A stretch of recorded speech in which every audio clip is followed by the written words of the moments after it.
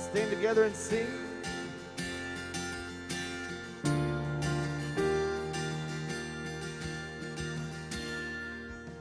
Sometimes on this journey, I get lost in my mistakes.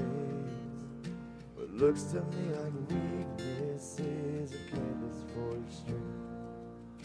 And my story isn't over, my story has just begun. Failure won't define me, 'cause that's what my Father does. Failure won't define me, that's what my Father does.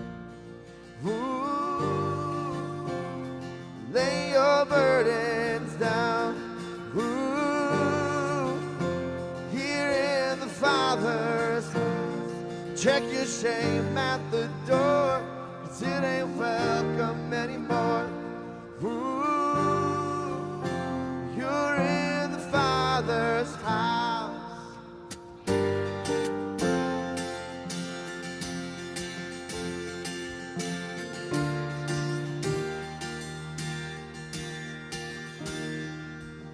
Arrival's not the end game, the journey's where you are. You never wanted perfect, you just wanted my heart. And the story isn't over, if the story isn't good. A failure's never final when the Father's in the room. A failure's never final when the Father's in the room. Ooh. So lay your burdens down. Ooh, here in the Father's house. Check your shame at the door, 'cause it ain't welcome anymore. Ooh, you're in the Father's house.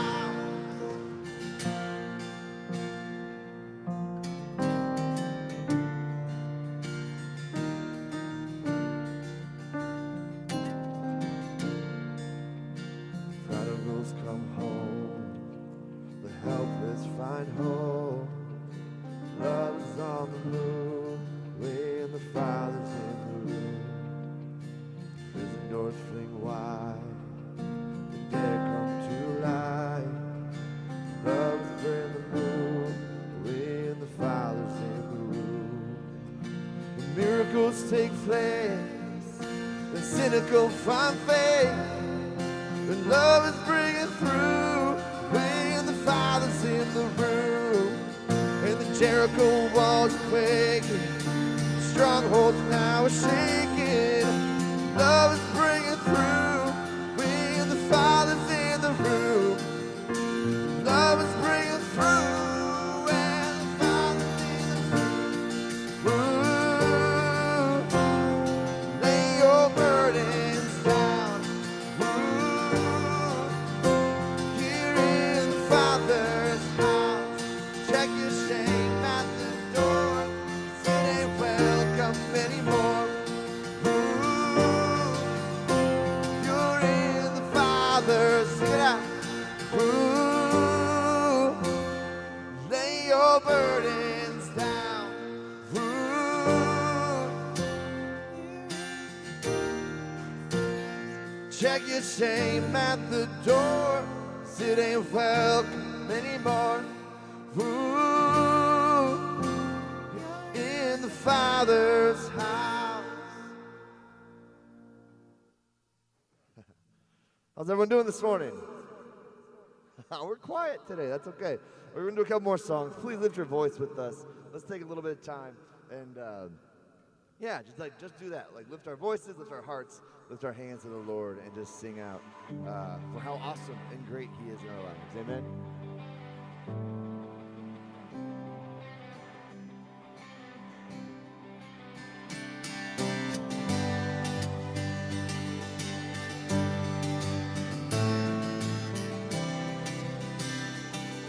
Let praise be a weapon.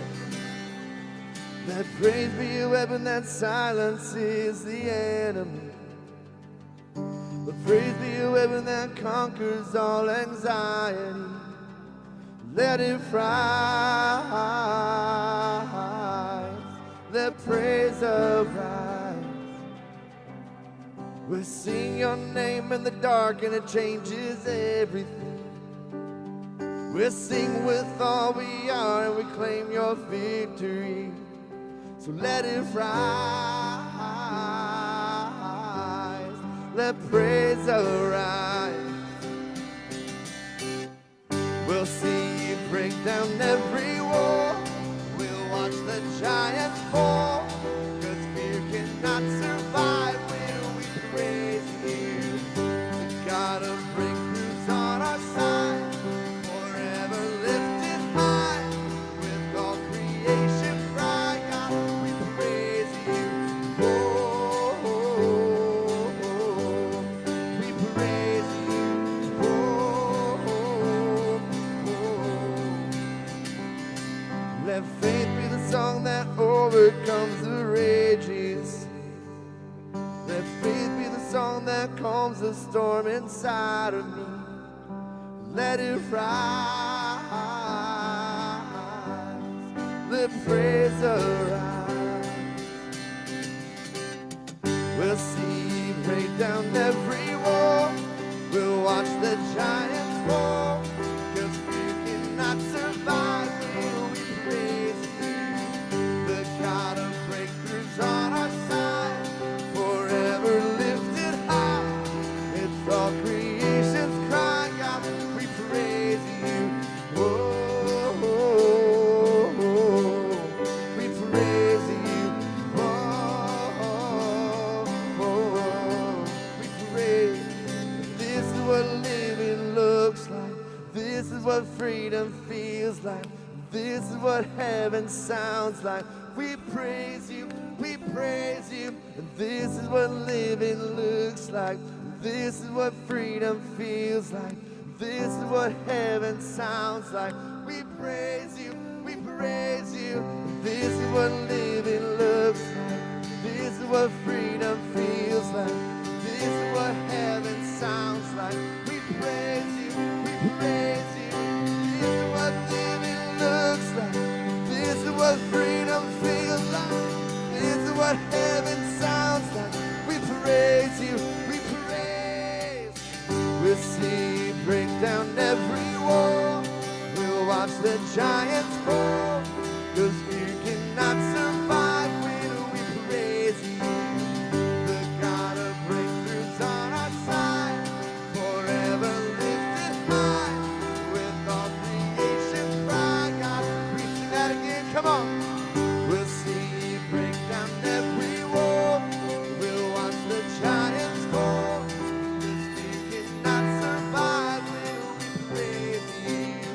The God of breakthroughs on our side, forever lifted high. With all creation cry, God, we praise you. Oh, oh, oh, we praise you. Oh, oh, oh, we praise you. Oh, oh, oh, we praise you. Oh, oh, oh, we praise you.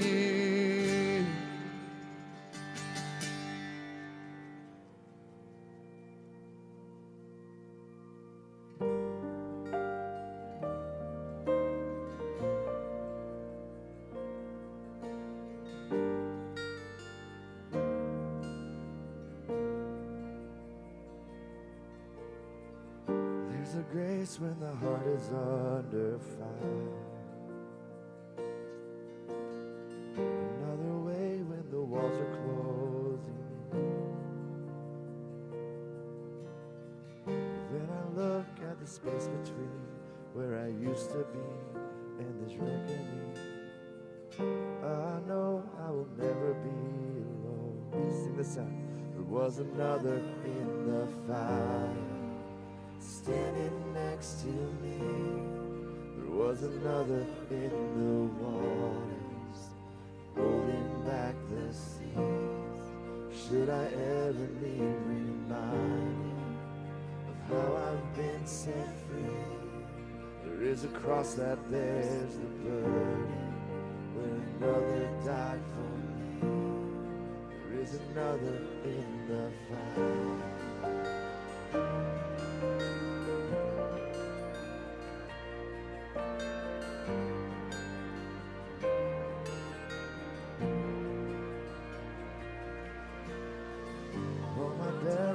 dead beneath the walls. I'm no longer a slave to my sin anymore. Should I fall in the space between what remains of me and this reckoning? Either way, I won't bow to the things of this world. And I know I will never be alone. There's another in the fire, standing next to me. There is another in the water, holding back the sea. Should I ever need reminding, power set me free. There is a grave that holds nobody. Now the power lives in me. Sing this out. There is another in the fire. Oh, there is another in the fire. Oh, there is another in the fire. Oh, there is another in the fire. Oh, I can see the light in the darkness as the darkness bows to him. And I can hear the roar in the heavens as the space between wears thin. And I can feel the ground shake beneath us as the prison walls cave in. And nothing's in between us. Nothing's in between us.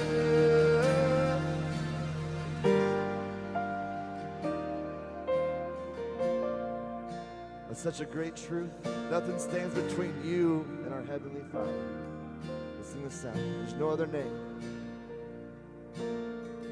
There is no other name but the name that is Jesus. He who was and still lives and will be through it all. So come on, May, in the space between all the things unseen and this reckoning. And I know I will never be. And I know I will never be alone. Sing it out. There'll be another in the fire, standing next to me. Lift your voice. Another in the water, should I ever need reminding, count the joy of every battle, 'cause I know that's where you'll be. I can see the light in the darkness as the darkness bows to him. And I can hear the roar in the heavens as the space between waves thin. And I can feel the ground shake beneath us as the prison walls cave in. Nothing stands between us. Nothing stands between. Nothing in the fire, standing next to me. There'll be another in the water, rolling back the seas. Should I ever need reminding, could you be to me? Count the joy from every battle, 'cause I know that's where you'll be. Count the joy from every battle, 'cause I know that's where you'll be. Count the joy from every battle, 'cause I know that's where you'll be. Count the joy from every battle, 'cause I know that's where you'll be. Let's pray. So Lord, we count the joy as we go through life. On the good days and the hard days, knowing that you're with us. Lord, that we stand on the promise and on the truth that when our life is built on you, nothing can shake us. Nothing can destroy us. Lord, we love you. As you hear me pray. Amen. You can be seated.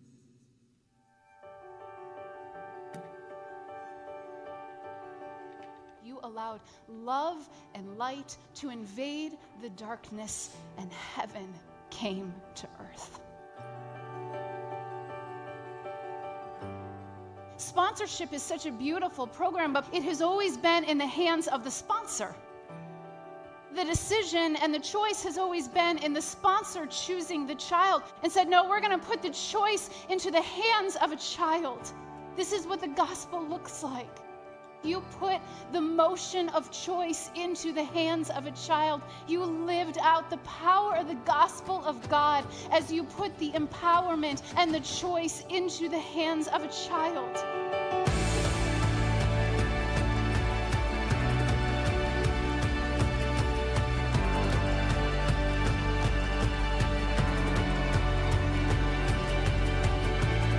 I can never forget those beautiful eyes going over right and left, looking for people they wanted as their friend. Chosen is truly amazing ministry. Coming not as the one who's going to save them, but as the one who's going to learn from them and to serve them. And my prayer is that your heart is stirred by God today to step into a relationship with a child, and that relationship changes everything.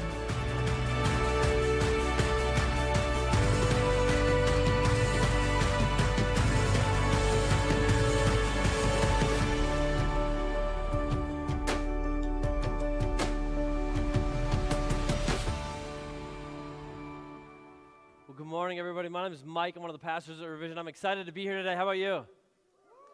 All right. Well, we did it. We got chosen on Wednesday.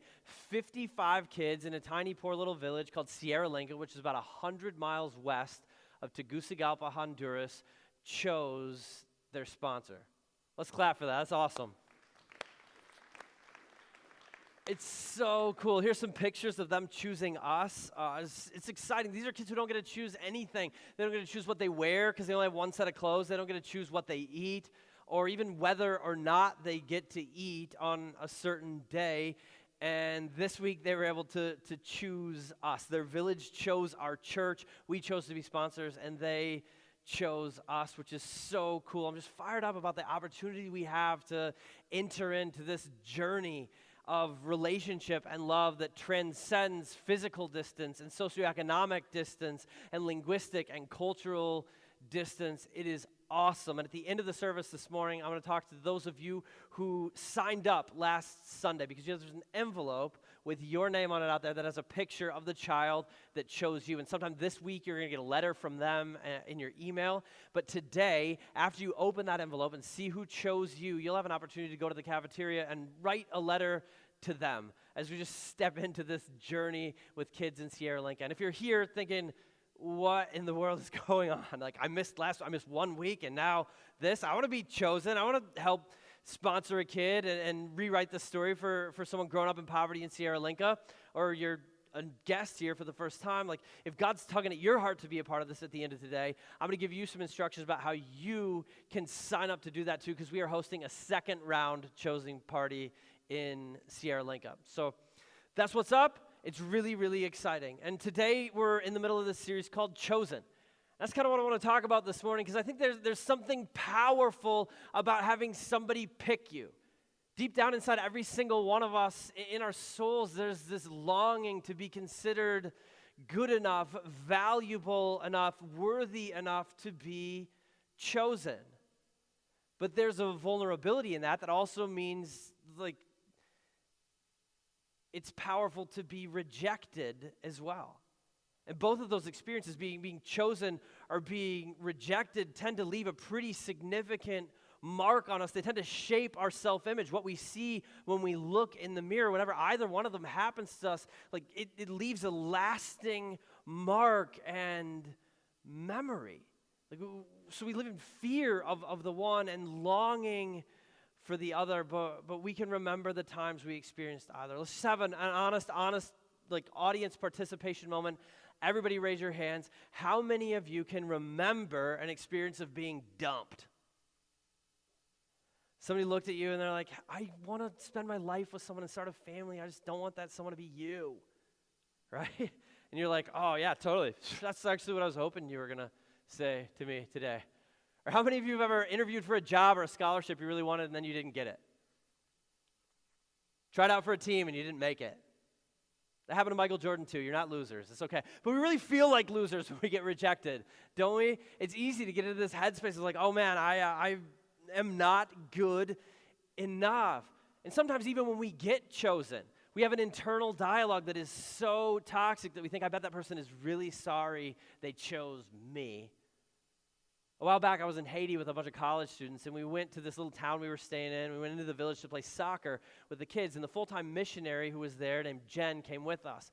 And as they were picking soccer teams, I got picked before Jen did, and I'm sure it had nothing to do with the fact that she's a girl. But fast forward about 5 minutes, turns out Jen played college soccer. She was a beast, and the kid who picked me for his team crossed me the ball right in front of the goal. I shanked it off the side of my foot, stumbled a little, and stepped in a huge fresh cow pie. I got all in my shoe. I was wearing Nike Shox. It was all the way in there. And I couldn't help but think, I bet that kid is sorry that he picked me instead of Jen. I stink, metaphorically and in this moment, literally. I just stink. And it's so easy, I think, to get into that headspace. I stink. I'm not pretty enough, smart enough, successful enough, good enough. I'm just not enough. And we live in the middle of this world that constantly reinforces that idea that we're failures and we're flawed and we're unworthy and we're never going to make it and we're useless and we're unimportant. And if we believe that, then we end up living into it. I think the truth is we rarely live beyond our own self-perception. We rarely enter into a story that's more epic and beautiful than what we believe about who we really are. And if we start to believe that we are not enough, then we get caught up in this frantic race everybody's running to get to the top, to prove to ourselves and everybody around us that we should be loved and we are valuable and we are worthy. But what if we didn't have to run that frantic race anymore? What if we didn't have to spend one more minute of our lives worrying about being rejected and wondering whether we're worthy and whether we're valuable? I think in order to do that, we'd have to be convinced that somebody who determines value says we are valuable. Somebody with the authority to decide whether or not we're important says that we are important. We'd have to believe that and build our identity upon it. If you got a Bible or a Bible with you this morning, you can crack it open to the book of 1 Peter chapter 2. It's way towards the back, sandwiched between James and 2 Peter. If you don't have a Bible, no worries. The words are going to be up on the screen, or you can follow along in the revision app. And if you need a Bible, please take one from the Next Steps table before you go today. They're free, and we love it when they disappear. 1 Peter 2, Peter kicks it off by talking about this race that we're all in to the top to prove that we're worthy, about the crushing weight of all the anxiety we live with, about all the pain and hurt and frustration and suffering that are a reality for every human who exists in this shattered, sin-stained space. And then in verse 9, he says this, and I want everybody out here to read the first two words with me. They're in bold. You ready? But you. Time out. That's a huge but, you guys. Everybody say that with me. Say, that's a huge but. That's a huge but. I asked my 9-year-old daughter, is it appropriate to have me say, or have me have everyone say that in church? And she said, well, Daddy, it depends on how many T's you use. So just one T, but it is a huge but. Because what Peter's trying to help us understand is like, there's this reality that exists for all human beings, a reality of frustration and suffering and pain and wondering constantly whether we're going to be rejected, but not you. No, not you. You have been selected as worthy. You are a chosen people, a royal priesthood, God's special possession, a holy nation, that you may declare the praises of him who called you out of darkness into his wonderful light. Once you were not a people, but now you're the people of God. Once you had not received mercy, but now you have received mercy. And Peter's begging us to understand here, this is who you are. And if you believe that, if you latch on to this identity, that you are a chosen people, that God decided to pick you, it changes absolutely everything about who you are and how you live and move and breathe in the world. You just got to understand what it means. And this morning, what I want to do is just dig in to what it means, because I desperately want all of us to walk out of here today and experience the transformation that comes from knowing deep in our souls that the creator of the universe believes that we're so valuable, we're worth giving up everything for. Because that's what he says about you and me. Peter kicks this thing off by saying we're a chosen people. And the Greek phrase there is electon genos. Electon means picked because it's the best, picked because it's great, selected because it's worthy, and genos means race, like a distinct people group. So when Peter says you are an electon genos, he says you are a distinct race of people. And what he's trying to help us understand here is that once that happens, once you join that race of people, something shifts inside of you. And it's fascinating that he writes this, because he's writing to the first truly multicultural gathering of people that ever existed in the history of the world. Like never, ever, ever before this thing that exploded called the church. This group of Jesus followers that gathered and called themselves the ecclesia, the called out ones, had any organization, gathered people across socioeconomic barriers and racial barriers and color barriers and gender barriers and invited everybody in. But then the church exploded onto the scene during this period of history known as the Pax Romana. What happened was the Roman Empire conquered so many different peoples that all the tribes weren't warring anymore. Rome was just in charge of everybody. And so they eventually moved closer and closer together, and cities became kind of multicultural. And then this weird group of people started inviting everybody in. They started saying, I don't care who you are, I don't care where you've been, I don't care where you come from, I don't care what you've done. You're welcome to belong here. All you got to do is believe that God chose you. Believe that he stepped out of eternity into history to give his life so you could be forgiven and free. And if you'll accept that, you can be a part of this thing. And what Peter's trying to get us to understand in this verse is that once you're a part of that thing, you get this new identity, and that identity trumps every other identity you have. This new thing is bigger, better, and more transcendent than all of the stuff that divided you before. Because it connects you across all those lines. And look, we live in this world that's full of division, that constantly tugs at every single one of us to define ourselves over and against other people. I'm part of this tribe or that tribe because of what I believe, because of the policies I advocate for, because of the place that I was born, because of the characteristics I have. And what Peter wants us to know here is that it matters in the middle of all that we remember who God says we are first and foremost and above everything else. Because from the very start, Jesus set about creating this community that was radically different, that turned the tribalism we see all around us, the kind of tribalism that inspires hate and rejection and in-crowds and out-crowds, completely upside down. One of my favorite stories about how he does this comes in John 4, and this is like a whole sermon, and you'll get the whole sermon sometime because this stuff fires me up. But in John 4, John writes this line that almost feels like a throwaway line. Like if we didn't know what he was doing, I'd be like, oh, why did he even include that detail in the story? But in verse 1, he says, now Jesus learned the Pharisees had heard he was gaining and baptizing more disciples than John the Baptist. So he left Judea and went back once more to Galilee. Like we read that, and we think, why did he leave Judea and go back to Galilee? And our lens is that the Pharisees were the enemies of Jesus and they wanted him dead.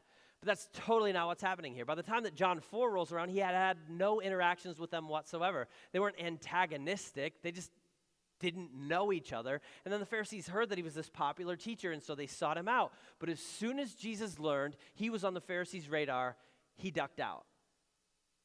Why? Well, here's what's going down. At this moment in Israel's history, they'd been conquered by Rome, and there were 4 major political parties. They had the Sadducees, who were these guys who thought like, hey, if we just get along with Rome, everything's going to be fine. And they paid Rome for influence, and they just basically adapted to Roman culture and Roman society. And so their political platform was follow. We're just going to follow along with Rome, and everything will be fine. Then you had this other party called the Essenes. And they were so worried about the poison influences of Roman culture that they said, we got to separate ourselves completely. We got to get out of here. And so they left, and they went out to the wilderness, and they formed their own little communities, and they kept out anybody who wasn't just like them. And so their political platform was flee, hold the world, the big, bad, scary world, at an arm's length. They had a group called the Zealots. And the Zealots believed that the only way forward for Israel was armed rebellion against the oppressive pagan regime that conquered them. And so they stockpiled weapons, they engaged in terroristic activities, and they plotted a military overthrow of Rome. Their political platform was fight. Then you had this fourth group, the Pharisees. And they're like, you know what? Our problem isn't our freedom as much as it is our faith. The functional question we need to be asking as a society isn't whether or not we're following Rome, it's whether or not we're following God. Are we obeying Him? Their political platform was faith. Faith is the central question of our lives. Now, audience participation moment. Somebody shout out the answer to me. Follow Rome, like follow, flee, fight, or faith. Which one of those sounds like Jesus? Faith. The Pharisees, they sound exactly like Jesus, which is why Jesus hid out from them, because as soon as they found out about him, they're fist pumping. They're like, yes, this guy, he's popular, people like him, he's on our side. He's teaching the stuff that we're teaching. And so they wanted him to join, and Jesus went in the other direction because he identified himself with no tribe. He refused to put himself in one group over and against all of the other groups. And so they're looking at him, they're like, oh, Jesus is for sure a Pharisee. Jesus is for sure a Republican. Jesus is for sure a Democrat. And Jesus is like, I'm doing something bigger. It's not that stuff doesn't matter. It's just I got a whole different mission that matters on a grander cosmic scale. I'm inviting you to a community that transcends all of the other communities, all of the other identities, all of the other tribes that you could belong to that divided you before. And even in his little group of 12 disciples, Jesus was able to see that, realize he had people from all four of those parties. He had Matthew, a tax collector. This guy worked for the Roman government. He blended in like nobody's business. And then he had this ragtag group of guys from the country, some of whom were just trying to hide out and do their own thing and fish and stay off of Rome's radar, and others of whom were like, I think the Pharisees are right, faith is a really big deal. And then he had a dude named Simon the Zealot. That was his nickname. Up until the day he met Jesus, he was plotting armed rebellion against Rome. And then Jesus came up, he's like, Simon, you planning on swording a Roman soldier today? And Simon's like, what? No. This is Carl's sword. I don't know. And somehow Jesus brought these dudes together in this tight-knit group of friends. How? Jesus is how. It's what he does.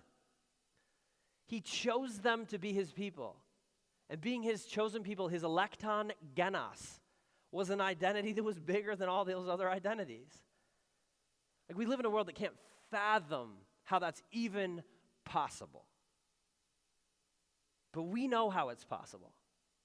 We know how Jesus connects us to this greater community that matters more and that trumps all our other identities. It happens because none of us deserved it. None of us were born into it. None of us merited being chosen. Not one of us was good enough to earn our way in. It just happened. God loved us enough, and he invited us in. And that's the whole beauty of it. God chooses us not because of our greatness, but in spite of our brokenness.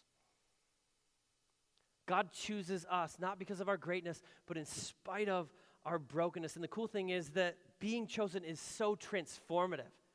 That even though we got chosen in spite of our fears and our flaws and our faults and our failures, it changes something in us and allows us to live lives of greatness. I said it before, I'll say it again. There is something powerful about being chosen. I can still remember a time growing up when my brother and I went out into our street to play basketball with some neighborhood kids. And we were picking teams that day, and James was like the youngest and shortest kid out there by a healthy margin. But I was the team captain, and I picked him first. Not because of his skill, but in spite of it. Our neighbor was in college. He was like 2 feet taller than my brother. I just wanted my brother on my team. And because he got chosen first, he might not even remember this, but something in him leveled up that day. He could not miss a shot. He was on fire. Like being chosen shifted something in his mind. And it was so fun and so cool to see. And that happened even though I picked him, despite the fact that he didn't have the best skills on the court. And if he wasn't sitting in here and didn't go to this church, I would just let that story hang and leave all of you to walk away believing I'm an amazing brother. Like, oh, what a killer big brother. I wish I had a big brother like Mike. But the truth is, I only picked him. I didn't like any of the other kids as people. So it was kind of a James, I guess, situation. But even though that's the case, it still leveled him up. You're welcome. So that's the thing. But that's what being chosen by God does for us. Because he picked me. He picked you, and then he invites us in, not just to belonging, but to meaning and purpose. He welcomes us into this family that allows us to be way more than just the sum of our parts, as he takes all of the broken pieces of our lives and builds them together into something beautiful, something that shapes the narrative and creates the future, a better one for the world around us than the one it's headed toward right now. And that's the beauty of this. Peter actually talks about this in 1 Peter chapter 2. He says, like, when God chose us, we decided to let him do it, we decided to put our faith in him, then we were born into his family. There's this like new birth that occurs, this new life that explodes inside of our souls. I don't know if you guys have ever seen birth before. I've seen a few. They're miraculous and incredible and profoundly gross. But either way, birth creates family. It does. Every time a human is born, they're born into a family. Now, there are good families and bad families. There are big families and small families. There are functional families and dysfunctional families, families that want you and families that reject you. But no human has ever been born into just the nothingness of an individual existence. We're born into community somehow, some way, and that's what God invites us to family, to community, to connection, to relationship. Peter writes this, as you come to him, the living stone, which is a weird name, but he's quoting Isaiah here. He says, as you come to him, the living stone, rejected by humans, but chosen by God and precious to him, you also, like living stones, are being built into a spiritual house to be a holy priesthood.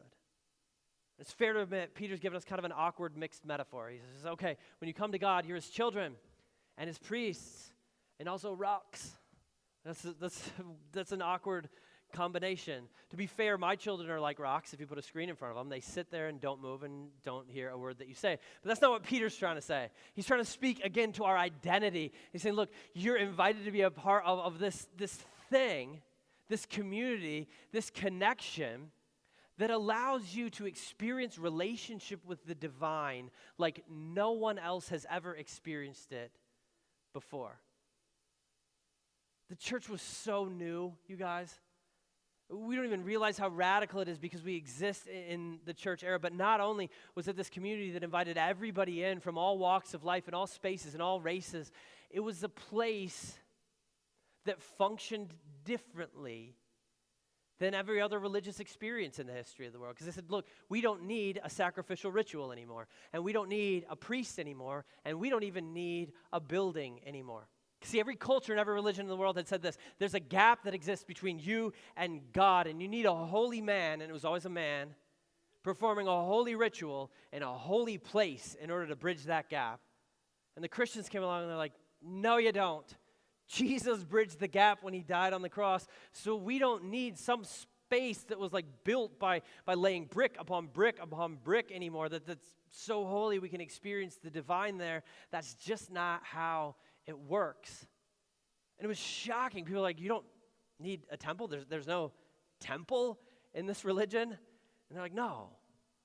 No, there is a place that you can go to experience the presence of God. There's a place that you can be to crash into his presence and feel his spirit move. It's just not a place that's found by layering brick upon brick. It's a place that's found by layering Christian upon Christian, by gathering his chosen people together in community. That's the place where you can meet the love of God. That's the place where you can find strength to face every battle. Like when we embrace this identity of being chosen, we connect to the people of God, we're strong. We can stand against anything this messed up world throws our way because people built together are stronger than bricks built together. And that may sound like a ridiculous thing to say, but it's true. In the 5th century BC, as the Persians were conquering most of the known world, they sent a messenger to the legendary city of Sparta to offer terms of peace. And when the messenger showed up, he was shocked to find no walls around the city. Like every ancient city had walls. That's how you protected your people. And almost condescendingly and full of pride, this messenger asked the Spartan king Agesilaus, "Where are Sparta's walls?" And famously, Agesilaus looked at him, and then he looked over at some soldiers, trained from the age of 7 in the Agage into the Spartan warrior cult. And he pointed and said, "These are Sparta's walls."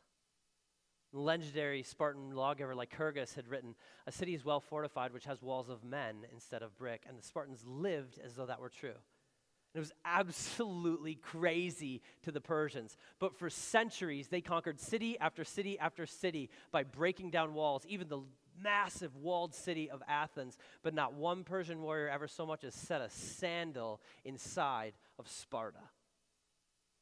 People built together are stronger than bricks built together. That's why God gives us the gift of each other. We are part of this community of his. It's not a place that we have to go to. It's who we are everywhere we go. Every place we gather and every space we inhabit throughout the week, we are the thing in the world that is intended to point hurting and broken people toward his love. That's why Peter says you're not just a chosen people, you're a royal priesthood, which sounds like a cool thing, but what in the world does it mean to be a royal priesthood? Well, it's actually an intentional oxymoron. It didn't exist, royal priests. In the ancient Near Eastern world to which Peter is writing, you could be a king or you could be a priest. You could be a queen or you could be a priestess, but you couldn't be both. Because royals ruled and priests served, and people with the power to rule certainly don't serve. It didn't happen. That's not how it works until this dude named Jesus came along. He said, "Yeah, I actually created this whole thing. I'm ruling over all of it, but I also came to serve." That's how I like to do it. That's how it's done in my kingdom. And then he invited us to live as princes and princesses, to experience the beauty and the riches and the wealth of a royal inheritance, but to chase it, not like the kings and queens of earth, by trying to get to the top and put everyone else beneath us, but instead by trying to get up under the problems of the people around us. So that's what true royalty looks like. It looks like priesthood, it looks like service, it looks like helping point people toward the love of Jesus. And that actually works beautifully with the building metaphor, because buildings are at their strongest when you put the biggest, strongest stones at the bottom. Not when they're at the top, crushing everything beneath them, but when they're underneath, supporting and lifting up the smaller, weaker stones. And that's what the church does. That's what we do here. This is what it means to be the people of God. Not that we're fighting to get to the top, clamoring to prove to the world that we are successful enough and worthy enough and great enough and valuable, but instead fighting to get up underneath the problems of the people around us. That's how we build the church. That's how we do it here. We put the strongest people at the bottom, serving everybody all over the place and lifting them up. It's who we are. It's who you are. You are a chosen people, a royal priesthood, a living, breathing, moving around temple that points the world to the glory of Jesus and invites them to be chosen too. You're a holy nation, a tribe set apart for love, hope, joy, peace, purpose, and meaning, and an identity in Jesus that transcends every other identity you have. You are God's special possession. In Greek, that's just one word. It's peripoiesis. It's a word that the Greeks used to describe somebody's most treasured possession, like the one thing that they owned that they considered more valuable than everything else. Listen, you are the thing the creator of the world finds most valuable in this world. And all I want you to do today, my only invitation, is walk out believing that. Would you just believe it deep in your soul? Because you know, and I know, and we all know, the insecurities are going to come. Probably soon. They're going to hit you, and they're going to hit me, and those voices are going to begin to whisper into our minds again, you are not enough. And if we listen to that, we're going to walk around believing that we are less than what God says we are, that we are less than chosen, holy, and dearly loved. And we're going to live into lives that are less than the lives that we were created for. And my hope this morning, my prayer, is that amidst all those other voices that tell you that you're failed and tell you that you'll never be enough, God's voice would thunder louder in your soul. And then instead of getting caught up in this frantic race to the top to prove to everybody how valuable you are, you would rest in the knowledge that the creator of the universe gave everything to have you in his family because that's how much he values you. That's who you are. I love the way the author Henry Nouwen says it. He says, we are not what we do or what people say about us, and we are not what we have. We are the beloved sons and daughters of God. And you guys, I think when we live like that's true, when we love each other like that's true, it just points the world around us toward God's love. It changes everything. And that's part of what excites me so much about this World Vision partnership we've entered into with Chosen. It allows us to get up under the problem of poverty in another part of the world. It allows us to layer our lives together with these people in Sierra Leone, these kids and these moms and these dads and these families who are struggling, and allows us to get up under their problems and weave our lives and our stories together with them across physical boundaries and linguistic boundaries and cultural boundaries and socioeconomic boundaries in a way that creates space for us to better reflect the love of Jesus to the world around us and them to better reflect the love of Jesus to the world around them. It makes everybody better. And the band's going to come up and play, and I'm going to hop up at the end of the service, and if you've sponsored a kid last Sunday, I'm going to tell you how you can figure out who your sponsor is and write them a letter. And if you didn't, you're like, man, God's tugging at my heart. I would like to do that. I want to be a part of that. I'll tell you how you can do that. But before we enter into a time of worship again, I just want to say this to everybody in here. Whether you participate in the child sponsorship thing or not, because this is for all of us, and it changes everything about every one of us every single day. Here it is. Believe this. God chose you. You are the thing that he treasures most in this world, no matter who you are, where you've been, or what you've done. You are loved. You are valuable. You are enough. You are chosen. Will you pray with me? God, thank you. Thank you for reaching into the brokenness of our stories, for choosing us, for giving everything to have us in your family, despite all of our fears and our faults and our flaws and our failures and every other thing that makes us unworthy. Thank you for deciding that we're worthy. Thank you for valuing us enough that you came and gave your life so we could be forgiven and set free and live forever as a part of your family. God, I pray today that in a world of division, we would be a people of unity. We'd be a people that love each other and love the world around us in a way that just absolutely points them toward your love. And I pray today for every person in this room as we walk out into a world that will constantly tell us that we are not valuable and that we're failures and that we're not enough and that we'll never be enough, that you would thunder in our souls and remind us who you say we are. That all of us would walk out of here today knowing that we are chosen, holy, and dearly loved. We pray it in Jesus' name. Amen. Let's stand and sing together. You unravel me with a melody. You surround me with a song of deliverance from my enemy. till all my fears are gone.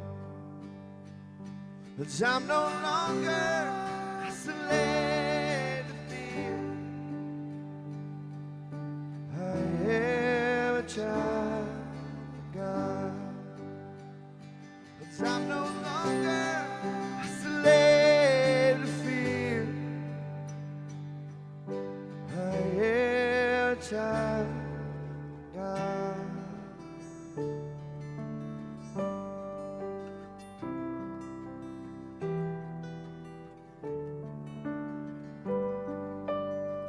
From my mother's womb, you have chosen me.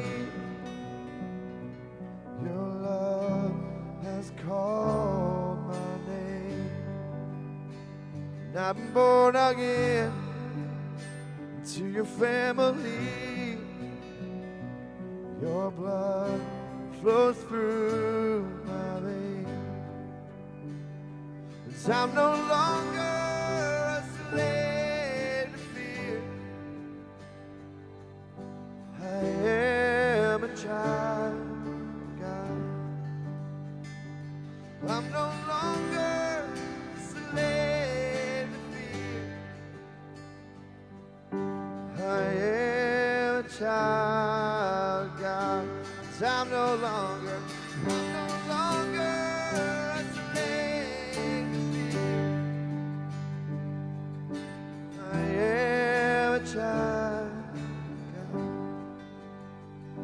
'Cause I'm no longer a slave to fear. I am a child of God.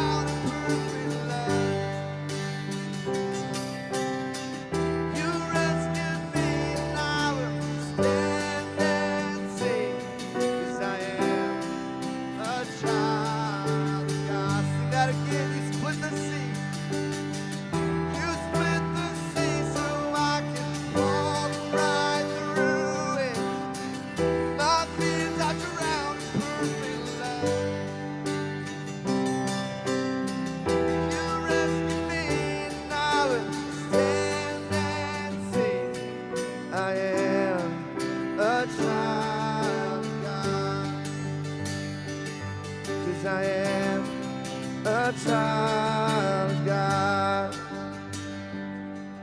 I am a child of God.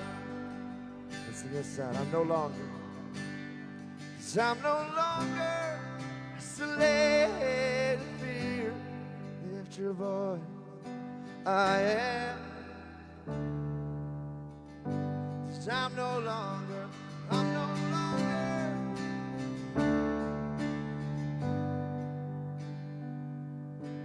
I am a child of God. You can be seated. We have some announcements for you this morning. Good morning, everyone. Welcome to Revision. We're so glad you're here with us this morning. I'd love for everyone to take out your phone with me and text the word Revision to the number 474747, and you'll get a text back with our digital connection card. This is something that we all fill out every week together as a way for us to stay connected with you. You can check a box to start serving in an area of the church or submit a prayer request so we can be praying for you throughout the week. We love connecting with you, whether you're here with us or watching online. So take a second to fill that out this morning. Our next announcement is about giving. We believe part of our worship at Revision is giving back to a God who has so generously given to us. And there's a few different ways you can do that. You can give online through the Revision website, you can give through our app, or you can drop it in the bucket on the Next Steps table on your way out. Next Sunday is Reach Des Moines. Since it's the 5th Sunday of the month, we will not be having services, but we will be working at different locations throughout the city. This is an amazing opportunity to look outside the walls of Revision and make a difference in our communities. This month, we have so many options on how you can serve. We'll be at the Des Moines Parks and Rec, Many Hands for Haiti, Supporting Housing Campus, Bidwell, and Global Greens. Please talk to someone at the Next Steps table to sign up. You can also sign up on your digital connection card. We hope you have a great rest of your weekend, and we'll see you back here next Sunday. Let's stand and sing one more song together before we head out this morning.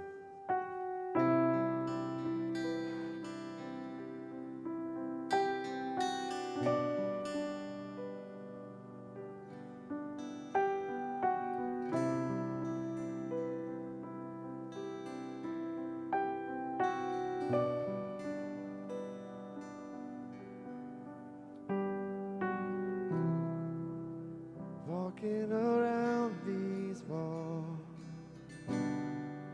I thought by now they'd fall, but you have never failed me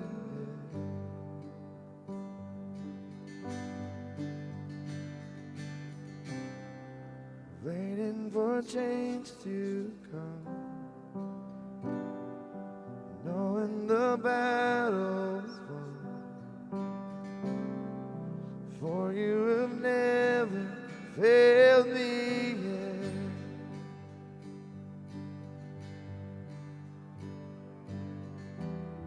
Your promise still stands. Great is your faithfulness.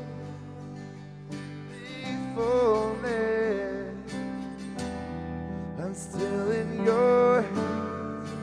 This is my confidence. You never failed me yet.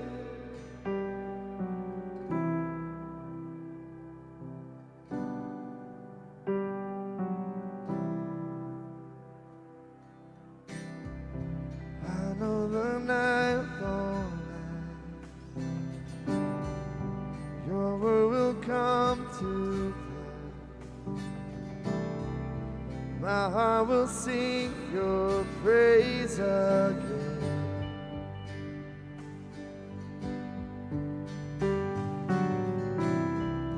Jesus, you're still enough. Keep me within your love.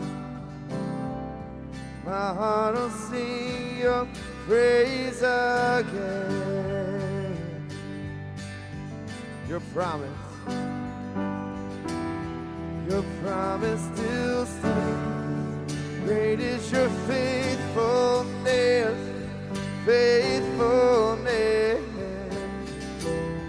I'm still in your hands. This is my confidence. You never fail. Your promise still stands. Great is your faithfulness. Oh, your faithfulness. Still in your hands. This is my confidence. You never failed me yet.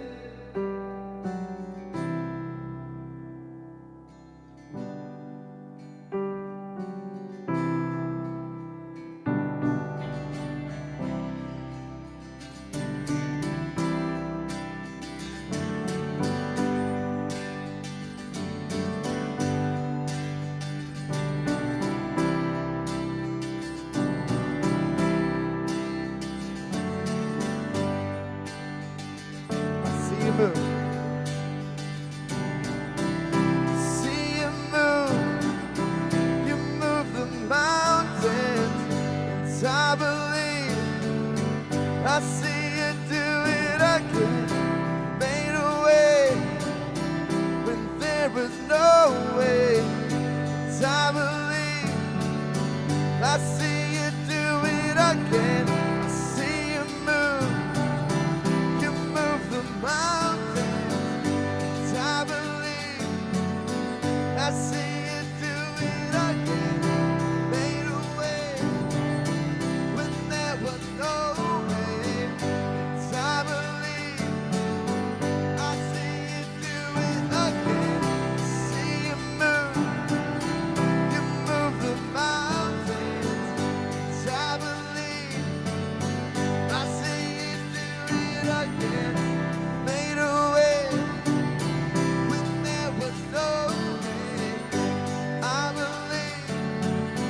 I see you do it again.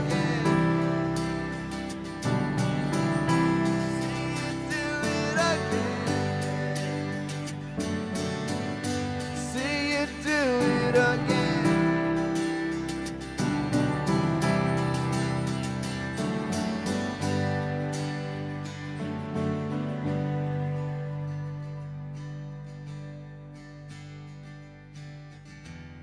Your promise still stands. Great is your faithfulness. Faithfulness. Sing it out. I'm still in your hands. This is my confidence. Never fail. Your promise still stands. Great is your faithfulness. Faithfulness. I'm still in your hands. This is my confidence. You never failed me yet. Never failed me.